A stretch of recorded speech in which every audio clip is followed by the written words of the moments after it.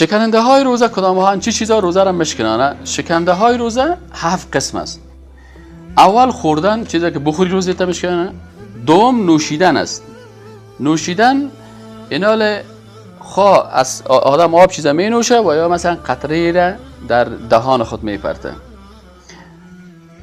دیگه سومش جماع هست که امرای همسر خود یک جای میشه. چهارمش انزال قضیه است که کسی خود قصدن بالای خود غسل واجب میکنن. پنجم هر چیزی که در حکم خوردن باشد مثل پیشکاری های تغذیه کننده. ششم چیزی که است قی است که به قصدی دهان باشه. دیگه اینا اگر کس مثلا قصدن قی میکنه روزی از این هم مشکنه. هفتمش چی است؟ خارج شدن خون حیض و نفاس.